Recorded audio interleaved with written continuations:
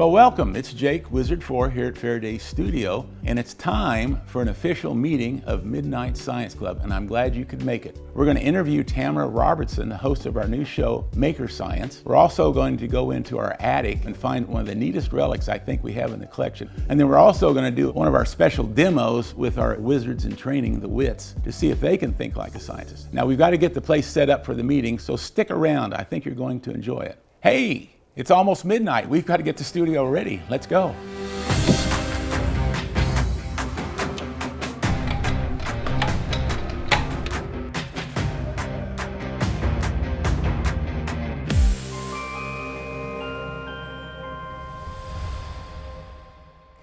Well, we've got the studio all set up and we're ready to go, so let's start the meeting. First thing I have to do is get the hat. Wizards usually store their hats in dynamite boxes. You know, that's what I do. Ooh, I heard you all screaming when you saw the hat. Here it is, the official, one of the many hats that the wizard wears. The next thing I do to honor wizard number one, Michael Faraday, I light the lamp of knowledge, and it illuminates the studio. Faraday called his demonstrations grand illuminations, wanted to illuminate science, and so I light that to honor Faraday. Well, to honor the other wizards, including myself, I like to enhance the flame a little bit with a fireball. And when I do, I want you all to get into the spirit of the meeting and scream out, "Fire good. Fire good." Unless you get some in your beard. Let's start the meeting. Are you ready? Hey, before we move on with the fun part of the meeting, we do have a little bit of business we need to take care of, just 4 items. Number one, you know, for some time we've been trying to find a source of squibs or electric matches, and guess what? We found them. I've got 1,000 of them here, so we're set. Don't worry about sending me more electric matches. I think the fire department will shut me down if I get any more in here. Number two, bad news, Christina, 25-cent fine. I heard through the grapevine that when we say fire is good, you say fire is not good. No, fire is good. 25-cent fine. Sorry, girl, we got to do it. Third bit of news, you might have noticed that we are Patreon types of people now. Isn't that cool? So check us out on Patreon, and you can help support Midnight Science Club too. And our last bit of business, the wizard has decided that all members must carry in their pocket at all times a cork. Need I say more? Well, now that we've tended to all of our business, it's time to move on and talk to Tamara Robertson. Ooh, that was sweet. She was a host for Mythbusters, but I think she's taken a step up. She's a host now for our new show, Maker Science. And we had the neatest interview with our newest member, and I'd like to share that with you right now. Quick, put the tape in the VCR. Hey, Midnight Science Club, we have a new series coming. It's called Maker Science, and it's hosted by one of our dear friends, Tamara Robertson. We're going to have an interview with her today, and we're actually going to get to see a clip, so stick around for that after the interview. But right now, I want to introduce you to Tamara Robertson. Are you there, Tamara? I'm here. There she is. How you doing? I'm doing good. How are you? Well, I'm still old, but I'm still handsome. Still have the beard and everything. Yeah, we're doing all right. Where's the surfboard? It's in the garage. It's resting for the cold month. What else in your background can you share with us? I tend to say that I'm a collector of skills. So Yes. most things that I come across in life, I try at least once. And when I like them, they stick around. But as far as my background, I'm a chemical and biomolecular engineer. Ooh. I've spent a good deal amount of time, I'm not going to say how long nowadays, in that career, doing everything from designing and building vaccines facilities to helping Fortune 500 companies design products and launch them. But most people that see my face and recognize it, it's because I've spent a great deal of time on their televisions and their living rooms working with the Mythbusters franchise, as well as a fun prank show called Sidejinks. Really? You were on that too? Man, this is incredible. A biochemical, biomolecular engineer, a chemist, a surfer, and you're a consultant and you work on television. And on top of that, I saw you're a maker. Now tell me what a maker is. We're all makers. We use tools, we are creative, we're curious, we kind of take things and try to figure out how to make them into new things or how to combine them to make something better. So a maker can be anyone from someone that bakes bread to someone that quenches steel, someone that's building your chairs to someone that's embroidering a nice blanket. So what I love about it is it's all encompassing. It's really whatever skill you want to play with that day, which again, as an avid skill collector is probably one of my favorite parts about the maker movement. Man, it sounds like you're all over the place. I'm telling you, this is incredible. Does it ever end? Well, let's narrow it down a bit. Do you have a favorite build that you've done? So one of my favorite builds outside of engineering, exploding and making art as a combined effort is probably still one of the coolest things as an engineer to get to do. So my favorite build is what we called the Dandelion of Doom. And it was a over 1 ton steel dandelion that we put 36 basic shotgun nozzles on, filled the nozzles with paint, dropped a pound of C4 into, and made an effort to paint a room. The room may have had less walls when we were done with it. It was just a really cool collaborative project. She lost me at exploding art. When she said exploding art, my mind went off. I said, oh, I like this. I like this girl. And did you hear the magic words, C4? Oh, my heart just started to pound when she said, a pound of C4 and paint. She's crazy, just like the rest of us. This is beautiful. Midnight Science Club, we've got a new series coming, and Tamara's going to tell us all about it. So our new series is called Maker Science, and it'll come out later this month. What's really fun is that whenever we go and we meet with our experts and our friends that are makers, we let them actually throw their own fireballs. So for episode 1, we joined forces with Matter Hackers and the Broken Nerd, and the Matter Hackers team had a little bit too much fun with fire, but you'll see that in the clip. We get to throw our own fireball. What beautiful words those are. So let's see the clip. And 3, 2, 1.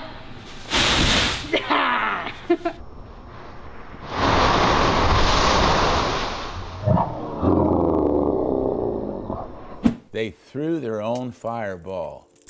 Sweet. It was a lot of fun. You're carrying on a good wizard tradition there. Well, if you want to see it early and catch some fun behind the scenes moments, our Patreon is going to have lots of offerings from this new series. Oh, that's right. You can catch it early on Patreon. What was I thinking? Of course. Tamara, I've got a question from one of our Patreon club members, and they want to know all about Mythbusters Junior. What was one of your favorite parts of working on that? Whenever I'm working with young makers, I find so inspiring that I'm learning from them as much as they're learning from me. So I went in with the goal of teaching all of them welding before the end of the season, but I also learned a lot about robotics myself from young Valerie.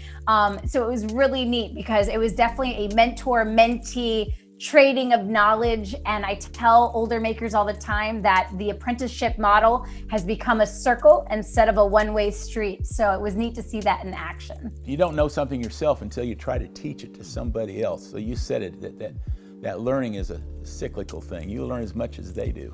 Now I've got another question for you. This project we're going to do together, why is it important? I think that it's really important to be highlighting maker skills alongside STEM. There's this stigma that those that work with their hands are not equivalent to those that work with their minds. It's something that I think that this series is going to highlight the intelligence and the craftsmanship that goes into making with your hands, while also linking it back to the really cool science that is there if you want to take the time to deep dive it. So I think we're going to add that A to STEM and make it STEAM, and we're going to make sure that everyone gets to, again, throw some fireballs. Oh, Tamara, you said the magic word, that craftsmanship. It takes quite a while to become a craftsman. You have to use your hands over and over. You have to train your hands to do so many things, and this is such a good example of that. Brains and hands coming together. This is going to be great. So I've got one more question for you. You've been up to so many different things, surfing and welding and changing the lives of people by teaching them how to throw fireballs. What else are you going to be working on? Or do you have time to do anything else these days? There's so many balls in the air right now. I'm just trying to keep them all juggling. But some exciting things that are coming out. We just released my outreach comic, Seekers of Science, in Spanish. And I've actually just launched a new podcast called Tinkering Bells, where I am highlighting and interviewing amazing female makers from all over the globe and getting to share their builds as well as their stories. Was that all? That's all. That's all you're up to? What, you got about 3 minutes left every day to surf? You know, I wake up very, very early and I surf with the sunrise, and the water's so cold I get about 30 minutes and then I'm frozen. So That's what it is. Well, she surfs for 30 minutes every day in freezing water. What else can I say? I can't top that. Tamara, I'm so glad that you're a member of Midnight Science Club. You're one of our cherished members. I think we're going to have to get a special hat for her. I'll wear it. So everybody nod your head and say, hey, Tamara, thanks for joining our club. Thanks for having me. Yeah. So Midnight Science Club members, Maker Science, you'll be able to see it later this month. That's going to be fantastic. So I think we'll be seeing a lot of Tamara, and thanks for being with us. Now, isn't that Tamara something? That was great. It's time to move on in our meeting, so let me tear this up. Let's go up to the attic. This is one of my favorite parts of Midnight Science Club meetings, when we rediscover a little bit of wizard history. And with all the NASA launches that are taking place, I think you'll find this one really interesting. Roll the footage. So club members, I'm sitting here looking at the collection in the studio, and I got my eye on something up on the top shelf. I'm gonna go up and get it. I thought you might like to see something kind of special. Now, where is that thing? Oh, there it is, right here. It says Gus Grissom coffee cup.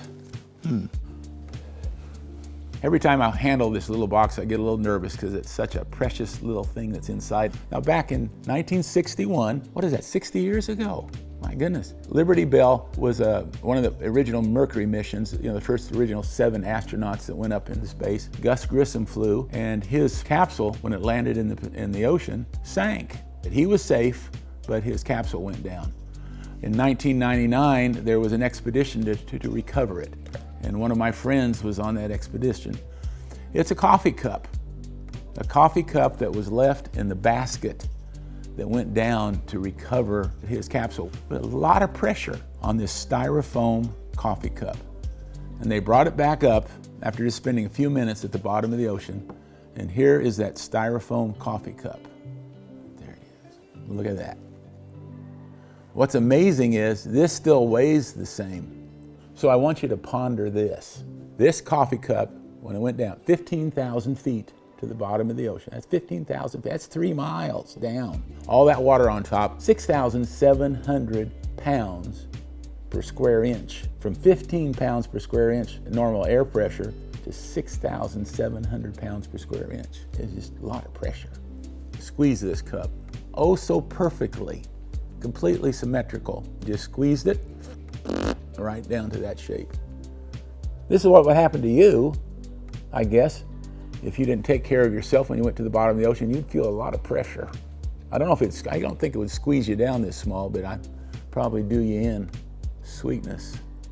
Well, I'm gonna put the lid back on this old artifact from the early days of spaceflight. I started thinking about this when I read about the recent SpaceX NASA Crew 2 mission. It got me kind of thinking about space again. Pretty cool. We have thousands and thousands of items on the shelves and in storage from the Wizard collection. We've been collecting this stuff for 225 years. So I hope you enjoyed seeing Gus Grissom's styrofoam coffee cup from our collection. And then, by the way, if you ever see anything on the shelves that catches your eye when you're watching Midnight Science Club, let us know, and I'll pull it off the shelf and tell you what it is. Thanks for being with me today. I enjoy this. Now, that was an interesting bit of Wizard history, wasn't it?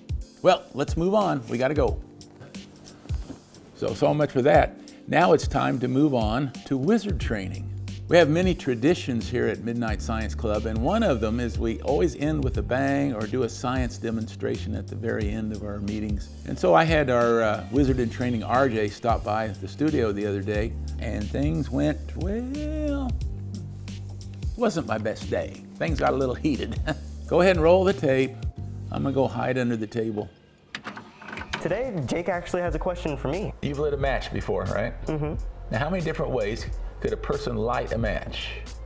Well, there's quite a few. Well, just give me the best highlight. I don't want your whole life story here. I just want 2 or 3 ways to light a match. You can always use friction. Friction, yeah, you can strike it on the box, right? Da-da. I just did that one. Sweet. You can use a magnifying glass. Did you ever do that? It took me a while, but I eventually got it. Just stick it directly to another flame. So I'm gonna get you to sharpen your science thinking skills. Look at what's on the table. Ignore this matchbox and this magnifying glass. Well, I see a teapot. And you see something coming out of the snout of the teapot? Yep, I see steam coming out. See steam coming out of there. If I said use what you see here to light this match, what would you use? I'd probably use just the heater. Well, that would be for lesser beings. What would be probably the most difficult object you see to use to light a match? Well, I hope you're not going to say you're going to use the water that's in the teapot, because that would just be absurd. It would be absurd to use water to light a match. Yes. Turn that knob up. Let's get the steam rolling out of there. Wake me up when that's boiling, would you? Well, Jake, it seems like it's boiling now. No, it is. We have steam. We have steam. We're going to use that steam right there to light this match. You ready? Here we go. In 3, 2, 1. 3, 2, 1. It ain't working. Sorry about that. It's going to be a dud. We got a dud today. Well, can't you just heat the water up more? Do I? Make the steam hotter? Can't you just heat the water up more? Let's see. So you're saying if I would just get it hotter, because obviously it isn't hot enough to heat that. No, it ain't going to do it. So all I got to do is heat this up here, right? Trouble is that won't work. Why is that? You can't get liquid water hotter than its boiling point. Well, you can in a pressure cooker. I guess that's dangerous, and I don't want to do that. But liquid water will only stay liquid until its boiling point. So really, in a situation like this, I can't get that water hotter than 100 degrees.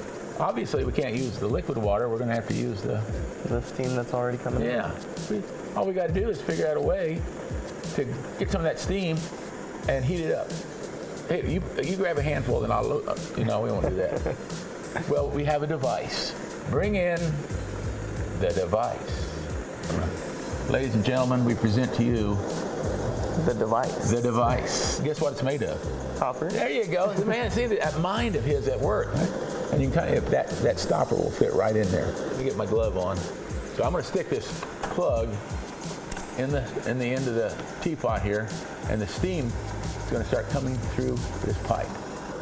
Here we go. So now we've got very hot steam coming through this pipe. Let me see if that steam is hot enough to light the match now. Oh, dang it. It's not hot enough yet. What could we do? Well, we could heat up the steam that's inside of the pipe. Take this torch. This probably gets over 1,500 degrees, I guess. And I can't get over 1,500 degrees in here. That's limited to 100 degrees Celsius right there, because the liquid isn't going to get any hotter than that. So let me fire this thing up. Hody, hody, hody, hody, hody, hody. Oh, we got some water coming out. That's called heated water, right? This is superheated steam. Now I'm going to heat this up for a while, and brother, let me tell you, we do not want to get our finger in that down there. So let's just see if I can light a match using superheated steam.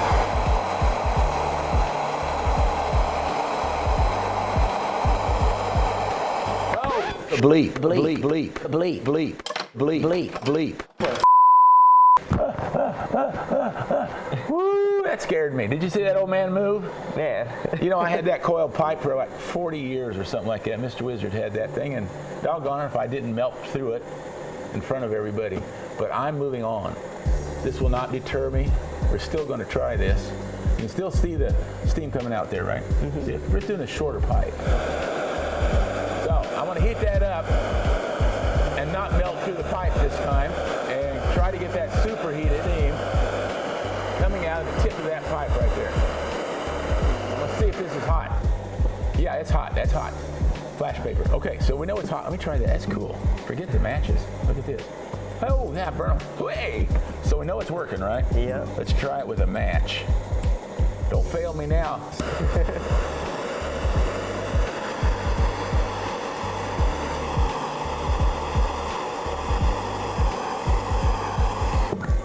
No way. Wait. Do it again. This is cool. I am redeemed.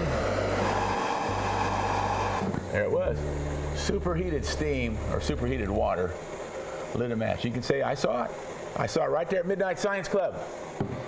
Well, that demonstration did work. We were able to light a match with water. But I had a few little issues that, well, we just won't discuss those too much and forget about that one. Listen, I want to thank you for meeting with us. It's always good to have friends here. And if you really liked what you saw, well then find us on YouTube and subscribe. Even better, if you want to participate in the meetings, well, join us on Patreon. You'll always be welcome here at Faraday Studios Midnight Science Club. So I think that's all we've got for this official meeting of Midnight Science Club. I think it's time for this old wizard to take off his hat and go take a nap and count all my fingers to make sure I've got them all. So this is Wizard 4 saying, I declare the meeting closed. We'll see you next time.